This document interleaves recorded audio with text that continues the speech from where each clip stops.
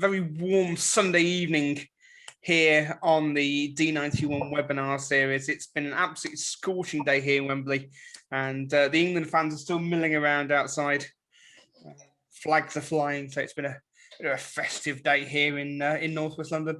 So we have got a terrific webinar for you this evening. It's going to be a very thought-provoking webinar. It's going to be a very interesting webinar as well.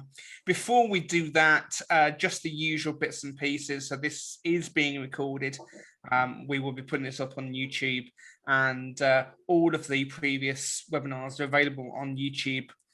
We just need to sort the link out, try and make it a little bit easier for people to find. And we will be doing that over the next few days.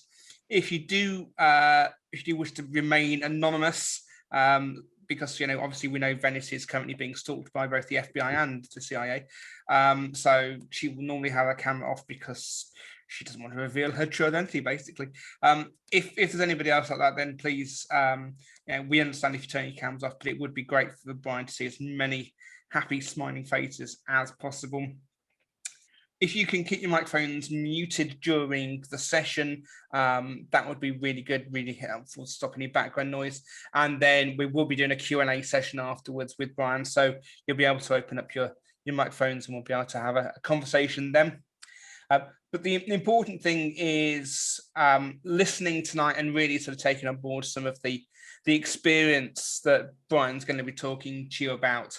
So the introduction, I've got a little introduction to Brian here.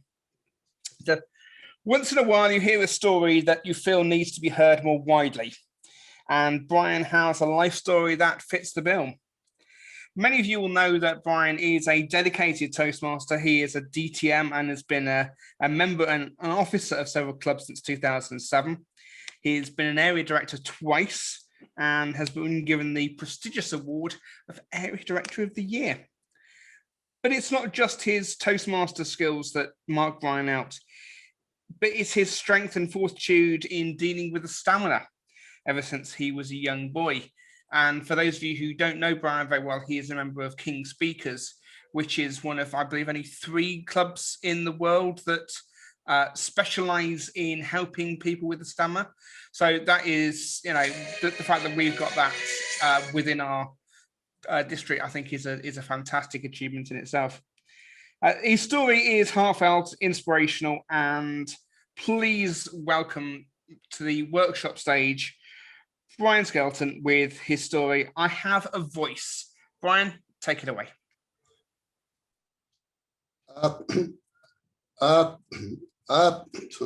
Thank you very much for that, Andy, and good evening, everyone. It's fantastic to have this opportunity to be able to give you this this speech. As Andy said, it's I have a voice. Your name is your identity. It's who you are. As Dale Carnegie said in his famous book, How to Win Friends and Influence People, a person's name is to that person the sweetest and most important sound in any language. Imagine if you could not say your own name. How would that make you feel? Most people who stammer find it hard to say their own name. It's the fear of stammering that stops you from saying what you want to say when you want to say it. In normal conversations, you look for words you won't stammer on. With your own name, you have no choice. Did you know that around 75 million people in the world stammer? Every day you could walk past someone who stammers without knowing that they have a stammer. You feel ashamed whenever you have to say your own name. You start to dread that some people will take the mickey. I mean, who can't say their own name properly? Good evening, fellow Toastmasters. My name is Brian Skelton. When I was 5.5, my mother died of cancer. And 1.5 years later, when I was 7, my father died of a heart attack. I believe this is when I started to stammer. a psychological shock can cause a person to stammer. When I was 8, I went to live in Dr. Bernardo's, a children's home. Moving from a warm, family-friendly home to the cold discipline of a children's institute was a shock. There is something that I clearly remember when I first went to the home. I wet the bed, which is, when you think about it, isn't that surprising because of everything that had happened in a short space of time. Some of the children would go around singing, Brian's wet the bed, wet the bed.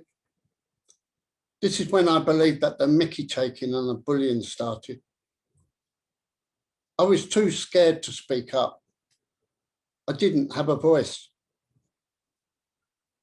When I was 11, I went to an all-boys secondary school. I used to get into a lot of fights with some of the other boys who knew how to wind me up about my stammer.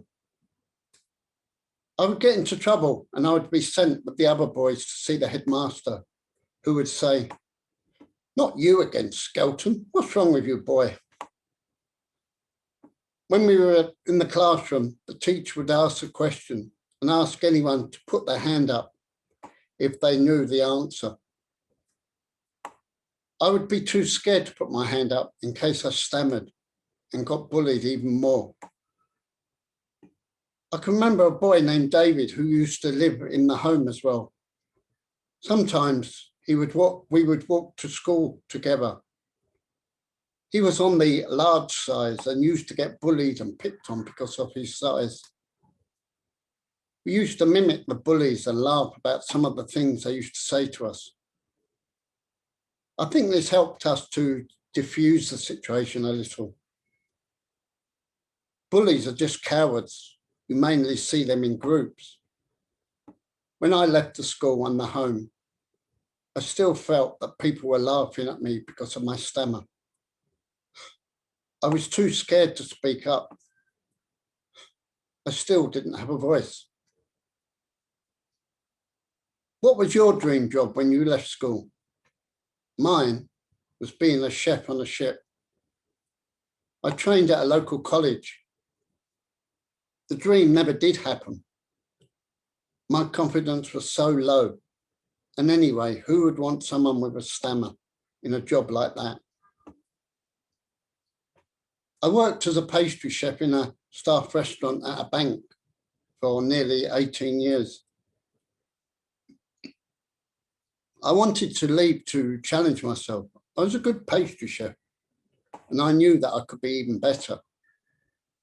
I just didn't have the confidence to push myself. It was the fault of being interviewed for a new job that put me off. If you want any pastries for your dinner parties, please let me know. One day I was called into the manager's office with the head chef. "Brian, you are being made redundant." This was so unexpected. I didn't know what to say. I immediately thought, what am I going to do? The thought of job interviews made me feel sick. I attended 2 job interviews for a chef's job. I stammered throughout. I felt sick at the thought of more. I couldn't go through any more of this, so I gave up on being a chef. A while later, I saw an advert in the paper for a job for a contract security firm. So I applied for the job. I stammered throughout the interview. I didn't think I had a chance. I was really surprised when I got the job. Security wasn't my first choice, but it's a job. I missed working as a chef. I really found it difficult at first, working 12-hour day and night shifts. I really wanted to go back into catering, but the thought of doing more job interviews put me off.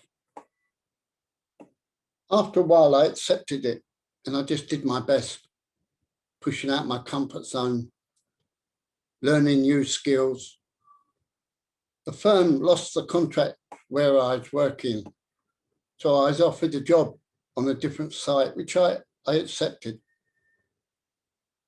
There were different working conditions, which meant more training and learning new skills, which isn't a bad thing. One of these jobs was working on the reception desk at the main entrance to the building, which meant talking to staff and members of the public. I somehow learnt to deal with my stammer. One of my jobs was to sign for parcels that were delivered to the desk. Some days were very busy with lots going on. One day, there was a parcel that was delivered, which I signed for as normal. I was told a few days later that this parcel got lost. And my boss told me it was my fault. I knew it wasn't me that had lost the parcel, but he wouldn't listen. Some of my colleagues that I was working with started to give me a hard time, mimicking my stammer by saying, Brian, you lost the parcel. We could lose our job and it'd be your fault. This brought back memories of being bullied at school and the time when I was so depressed. This went on every day for about 2 weeks. My stammer got worse. Some days I could hardly put 2 words together, which made my job at the reception desk even harder. I got depressed. My confidence was really low. I just couldn't take any more.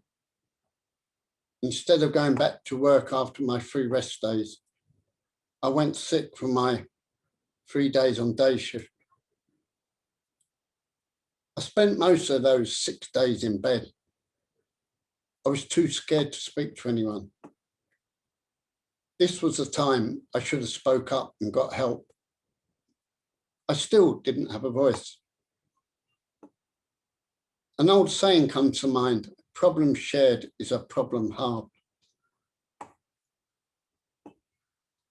I was due to go back to work on the night shift.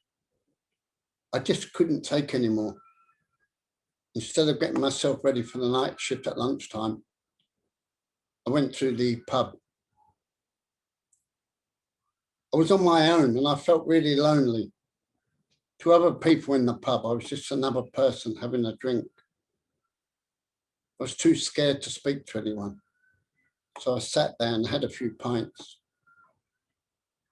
I thought, this is it. I just can't take any more. I'm going to put an end to all this and commit suicide. This is the only way to sort this out. And I had another pint. I was determined to go ahead with it. When I got back to my flat, I went up into my loft, got a rope that I had up there and made a noose with one end and tied the other end around a post and left it hanging down. I got a table and put a chair on it and lined it up under the rope. I then went to the front door and wrote a note and left it on the table next to the phone. I left the front door slightly open. I didn't want anyone to have to break the front door down to find me. I then went back to the hallway, got up onto the chair and put the rope around my neck. I can remember the chair being a bit unstable and rocking a bit. It was at this point that I stood there and thinking, this is it, the end.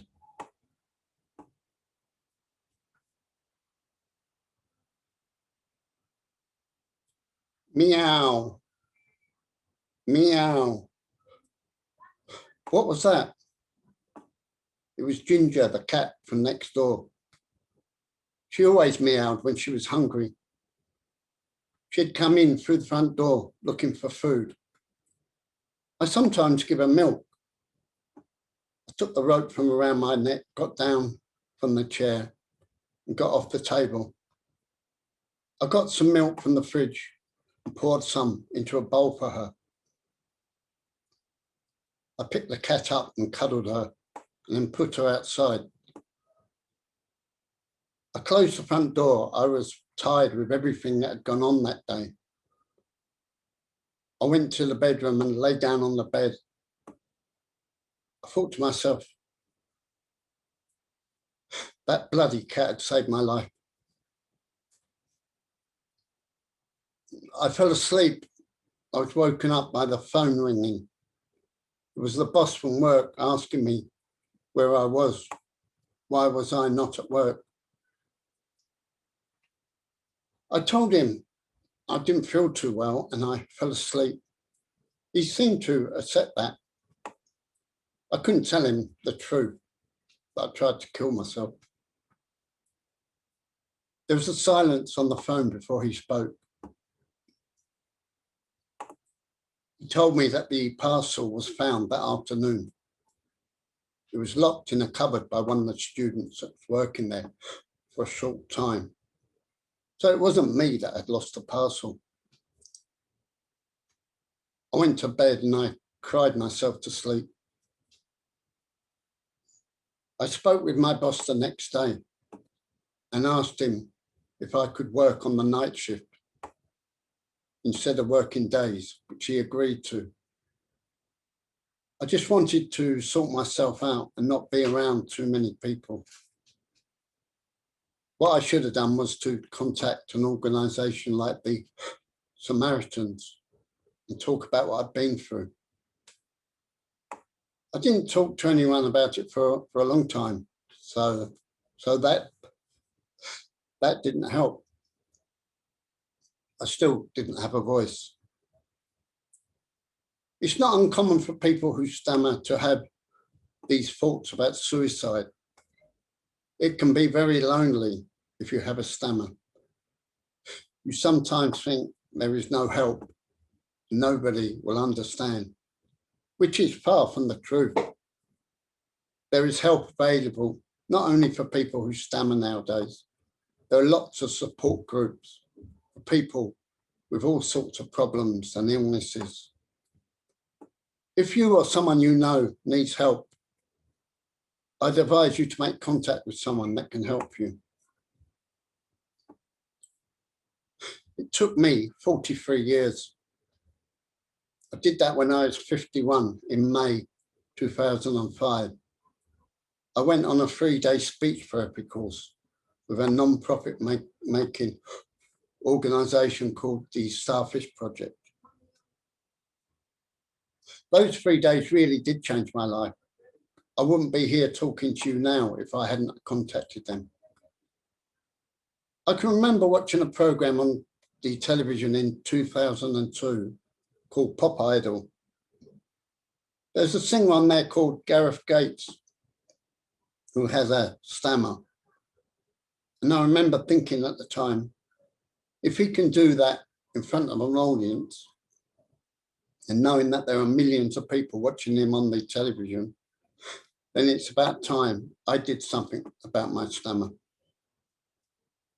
I was really frustrated that I was not saying the things that I wanted to say and was constantly changing my words so I could say the things that I wanted to say. I even changed my name a few times when I was asked because I found it easier to say another name.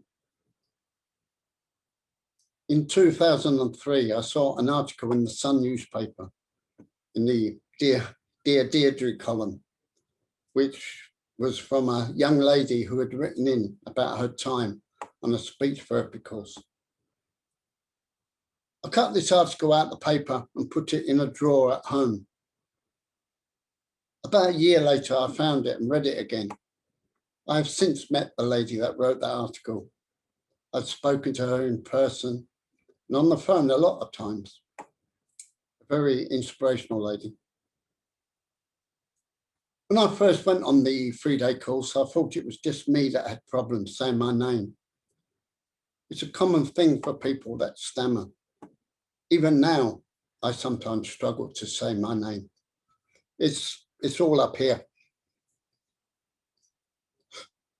I was taught a breathing technique. If you have seen the film, The King's Speech, you will have seen the king being taught the same technique. The first time in my life, I was talking to other people that stammered. People that had walked in my shoes. I'd opened up and talked about my stammer, something I'd never done before. During those 3 days, I cried so much. It was a relief to be able to talk about things. I've made so many friends at Starfish. When I got home on the Friday from the 3-day course, I started to write things down, positive things. When I was taught the breathing technique, it gave me control over my stammer, something that has controlled me since I was a young boy.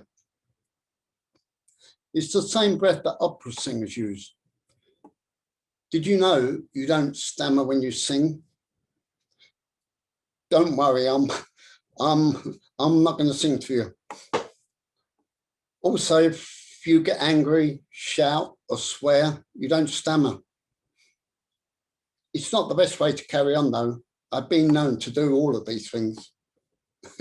This is a poem that I made up called Control.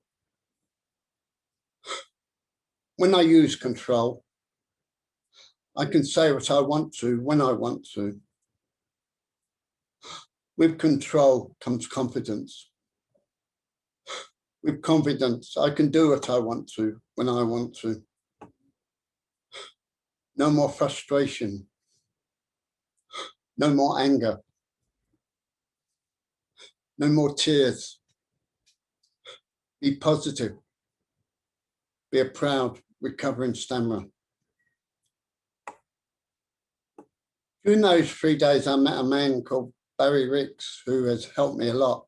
And I'm still friends with him today. And he introduced me to Toastmasters. In 2007, he was helping to set up a new Toastmasters club in District 71, Chelmsford Speakers. For me, Starfish and Toastmasters go hand in hand. They both helped me so much. Toastmasters has not only taught me speaking and leadership skills, but so many other things as well. In 2012, I went along to King Speakers, which is a club for people that have stammer or have social anxiety. I was invited to help along, as I had been in Toastmasters for a few years and had intended just to stay for 6 months. But I found the club so inspirational that I joined. I'm still there. After a while, a few years, I needed to push myself, so I joined Skelton Speakers, which is an advanced club that has helped me so much. This quote from Toastmasters, changing lives, one speech at a time. It's very true, especially at King Speakers. There is so much more I could say about Starfish and Toastmasters. I would need another workshop to tell you all about it. If someone had told me when I was at school that I would join a speaking club and give a speech in front of a lot of people at a Toastmasters webinar, Toastmasters conference, I would have told them to go away and not to be so silly. Finally, I have a voice, and this is my journey to find it. I'm helping other people to find their voice at Starfish and at King Speakers. You also have a voice. Don't let other people silence you. Speak up and let your voice be heard. Brian Skelton, a proud recovering stammerer. Thank you. Right, and thank you very much indeed. Can we have a round of applause, please, for Brian? Thank you. And I think it's, we get a lot of people who have done these webinars. This is webinar 43, and we've got some people that just breathe to doing the webinars. They think nothing of it, and some people it's much harder. And I think Brian, what really came across with that presentation was the real personal aspect of it, and and we understand and we appreciate how difficult it is. And I think it's a real testimony that you're prepared to come and do district conferences and you're prepared to come and do webinars, because most people, I would say 99.9% of people in your position would just run a mile. Yeah. So I think that's, it's very brave. But I also think that that's given us, given everybody on this webinar something to think about. And hopefully those that are watching it again on YouTube will also kind of look back on this and take many things from this. So Brian, thank you for that. So what we're going to do now is we're going to open up for about 20 minutes or so with questions. So if anybody's got any questions, then please feel free to unmute yourselves and ask away. Ask anything that you'd like clarified, or anything that you'd just like explained. Or if anybody's got anything that they'd like to say about the, because I believe that it's very important to talk about this. I know it's not an easy thing to do, and it took me years to start to talk about this. And I know a lot of you, and I got help from when I first did my speech at work, because I wanted to do it at work, and I did it at work. And I found when I did it at work, because I worked at the British Museum, and they've got a couple of stages there, because I did it for a health week they was having. And I did the speech, and I was asked to do it again, because so many people had heard about it and they wanted me to do it again. So I did it again, actually. And a lot of people contacted me on the emails and come down to see me where I was working. People that I'd never spoken to before, but they was telling me about their sort of problems or people they knew. So I felt from that it is something that we need to talk about, and if I can help people, then that's why I want to do it, especially at this time as with the COVID-19. I know there's a lot of people are having a hard time as well with a lot of things. So I just felt it was something that needed to be talked about. So thank you for listening. Do you find that your current employer at the British Museum is really supportive of what you do and make you feel that you're a valued employee there? Yeah, I used to, but I'm now retired from work. I retired in September, because I was at the age, and I was offered voluntary redundancy, and I worked out the money and everything, and I just took it. so I'm now officially retired. I know what you're going to say. You don't look old enough, but believe me, I am. But were they supportive? Did you feel that you were getting the support from them that you weren't in other places? Yeah, I did. Yeah. When I first started to talk, because I wouldn't talk about this thing or stammering, which is something that, obviously people wouldn't, because it's not something to be proud of, to be stammering. So why would you talk about it? And it was only when I went to Starfish and when I'd been there and talking about stammering, because I didn't even tell them about what I'd about the suicide thing. I hadn't spoken to anyone about that for a long time. It was someone at Toastmasters that I spoke to about that. Well, someone you'll know, Freddie Daniels, and he helped me to write the original speech for work. And I'd since got a lot of help from other people as well. So it's good. So Toastmasters is a brilliant organisation. It's helped me a lot. Yeah, Elizabeth. Hi, Brian. Thanks very much for your very, I said, moving and inspirational speech. I'm interested to know a bit more about how Toastmasters helped you specifically. Was it doing table topics? Was it feedback? I mean, how did it help you with what is, you know, something quite specific? I'd be interested in hearing that. Yeah, well, it's helped me. Well, with confidence for a start, because obviously, well, I know it's not just people that stammer, that even people, well, as you know, giving speeches is probably one of the most hardest things, which is the most scariest thing in the world, but half the flying, I think, is, or something like that. But yeah, it just gives me confidence.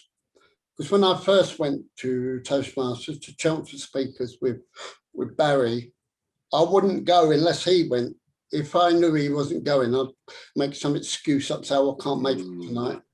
And I remember one night he said to me, he said, oh, well, I'll be there a bit later, I'll meet you there. And he didn't turn, and I was sitting there thinking, oh, bloody hell, what am I going to do? But after that, well, obviously it wasn't a problem, but, you know, I think it's all this stuff in your head as well. But it's, yeah, I know, well, table topics, like you mentioned, that's a good thing as well. But yeah, and I think when I first started to do the program, it wasn't what we're doing at the moment. It was the old program with the what you call it, the books, the manuals, yeah. The manuals, yeah, the manuals. And I remember seeing on there, because I'd gone through all the manuals and I was working my way up, and I see in there that you needed to be an area director. And I thought, bloody hell, how can I do that? I'm not going to be able to do that. But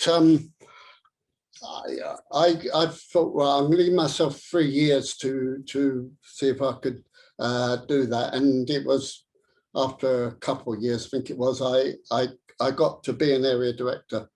And I was an area director on a different area C33. And I think that really helped me, because it meant, obviously it's before Zoom and all this stuff. It meant that I had to go out to the clubs to meet the people and to actually talk to them. And I felt that really helped. Thank you. Yeah. Thank you. Okay, got any more questions? Helena. I was very fortunate to be in the room when Brian got presented with his award for Area Director of the Year many years ago. And I actually think a couple of tears were brought to your eye at that point, because it was so unexpected for you. You just hadn't seen it coming. And I think that's recognition piece that people talk about. That actually, you know, people were going, oh yes, we've got all these awards. I don't even think I really appreciated all of the awards at that point. And then as it's going through, and there was just a cheer in the room when Brian got his award, and it was recognition from his peers as well of the work that he'd done. And it was just a fantastic conference. And I just remember then afterwards, the award was put down and boogieing began. And I'm sure we had a dance or two that night, I'm sure, because it was such a good atmosphere there. And I was just so proud to have met you at that point, because I don't think I really knew who you were up until then, if you know what I mean. And that was really, I think, the first time I got to know you at the Swindon conference. Yeah, I know I've seen you at quite a few sort of conferences and other different things as well. I think it's when you meet different people as well, and you meet them maybe again, and and you really get to know people a little bit better, and that sort of helps as well. I don't think I knew you had a stammer. That was So I know, I know lots that of was the people thing, say you'd that. mastered it by then. I know lots of people say that, but I still say I do because it can still affect me.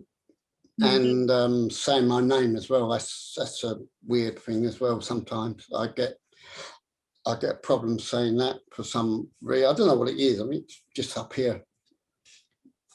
I think that's the thing, isn't it? People don't know what goes on inside of people's heads and how things can affect them going on. But yeah, so thank you, Brian, for sharing. I really appreciate that tonight. So thank you.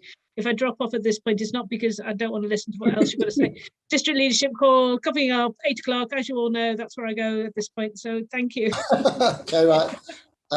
Thank you very much, Helena, for being here. Thank you.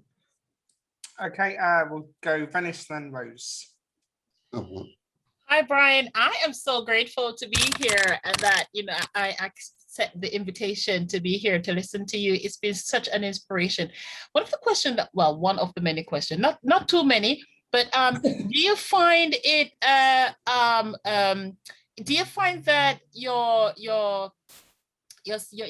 situation actually increase when you are in strange environment, like you are in the middle of strangers? Do you become more self-aware of your stammering situation? I know that you say that you've got control, but do you find that you actually have a more intense feeling towards this when you are actually in a strange environment?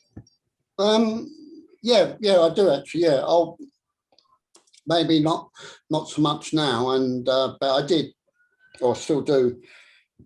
But I think, like we said to Helena, meeting different people and meeting like the same people as well really helps.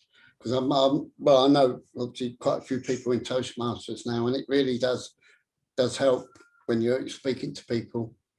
And I know a lot of people say, "Oh, I didn't know you had a stammer," but I still like to say I do, because it, as I just said, it can sort of come up at any sort of time. It sort of just pops up, if you like. Thank you. The next question I want to ask you is, one of my frustration as a youth leader is that when I'm speaking to the youth, like we had club yesterday with the young people, and you ask them question and it's like, the screen is closed off and there is no voice coming out. And so because they're not really speaking, they're not really actually hearing their voice, but some of them do have these speech impediments. Have you ever had taken the opportunity of reaching out to do a workshop with young people, or to make them aware? Because obviously, they are the ones that is pushing bullying, or they've just been caught into situation that they just become peer pressured into bullying someone with these sorts of impediments. Yeah, I would like to. With the Starfish Project, they do twice a year, Easter and summer holidays. They have courses for 11 to 16-year-olds. And I go to them to help the youngsters on these. Well, not at the moment because of the virus thing. But they are starting again in August. I think they're going to start the courses again. But yeah, I've been along to quite a few of them and helped them. And I remember when I first go there, you could see, because they have to come with one of their parents first on the first time they go, obviously. And when you see them at first, they're sitting like this, they've got their hoods up, and they really, don't want to talk to anyone. But after on the third day, they don't want to leave. And some of them even cry, because they've found that they're talking to people and they've never really spoken to anyone that stammers. And we have a thing on called a phone list. And I'm on that list, and I get calls every now and again from people. And I remember this young boy, this was quite a few years ago.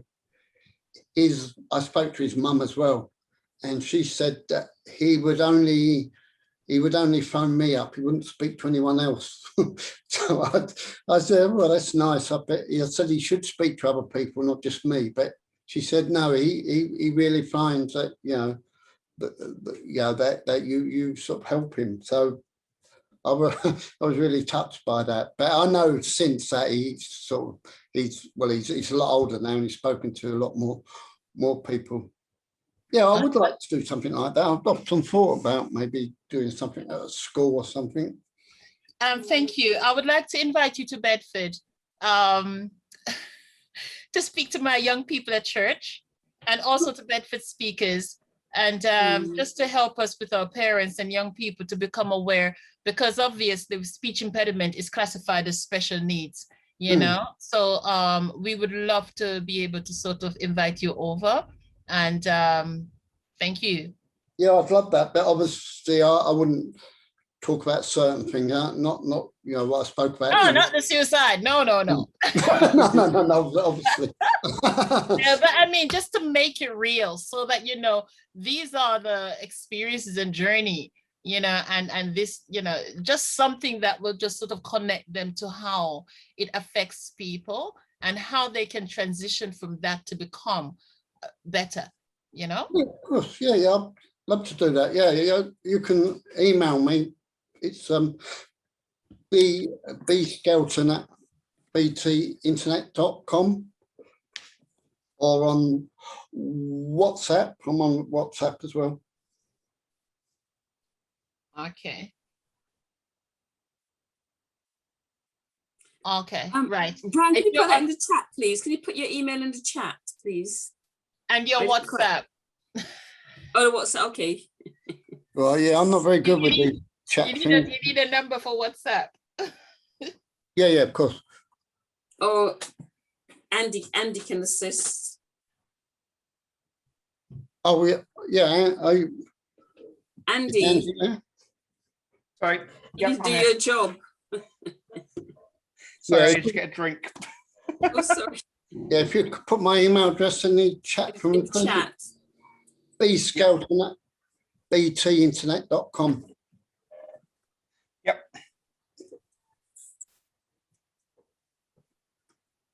My phone number for WhatsApp. Thank you, Brian. I appreciate your share, and I'm finished. Okay, thank you very much. Rose. Thank you. You can now get a word in edgeways. Sorry, can I just say my phone number if you want it? It's 07714. Yeah. 652. Yeah. 556. Thank you, Brian. I'll be in touch. Thank you. Okay, lovely. Thank you. Ryan, thank you very much for that inspiring speech. I am impressed by the fact that you have been area director twice and even won an award for being area director. The question I'd like to ask you is, I think quite a number of us might be reluctant to step up and take on leadership roles because we feel that we're not smooth enough when we speak, we're not eloquent enough, the words don't flow. And I'd like to ask, what message would you give to someone who is either Toastmaster or in the general public who is keeping themselves back and thinking, I'm not good enough yet. I need to wait before I raise my hand and take on a leadership opportunity. Right. First thing I'm going to give an honest answer. The first is, as I mentioned before, when I first saw about the DTM and you had to be an area director, I thought, well, I need to do that. If I want to get this DTM, then I need to be an area director. So that's the honest answer for that to start with. But I found that it's, because I was a club president as well at Chancellor Speakers, and I personally found being the president harder than being the area director.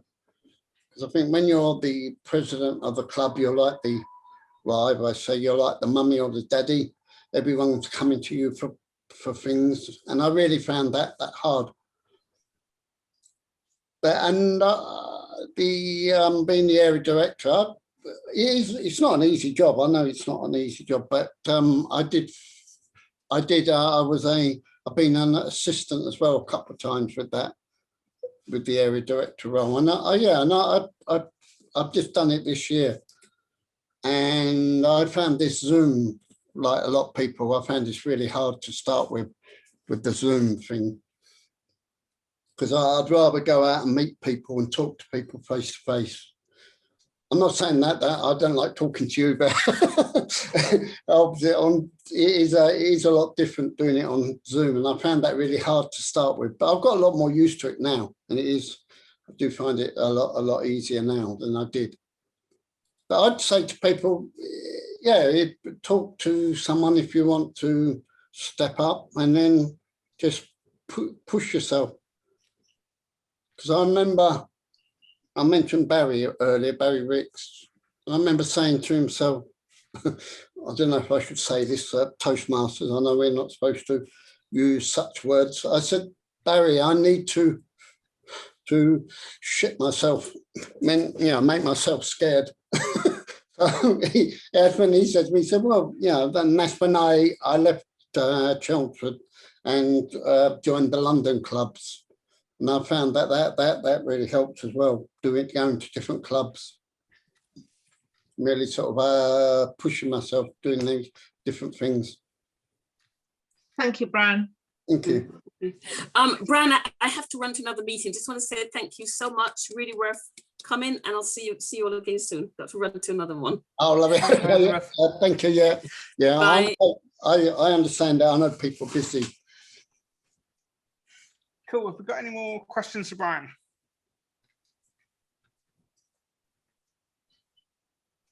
Just scanning to can't see any. No, that's okay. Cool. So I was going to say as well, if anyone wants to maybe speak to me, but they don't want to say anything in front of other people, if they want to email me or WhatsApp me, I'm quite happy to talk to them. Wonderful. What I would really recommend is I'll send out details of when this is up on YouTube.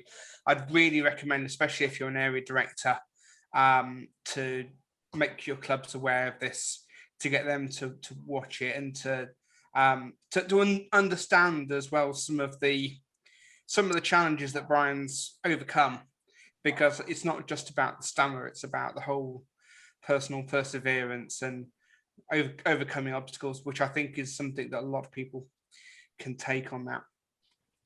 So this will be available in the next few days. So I'll let everybody know when this is coming out. So can we just have a big round of applause, please, again for Brian, because very difficult thing for him to do and very brave. So well done for that.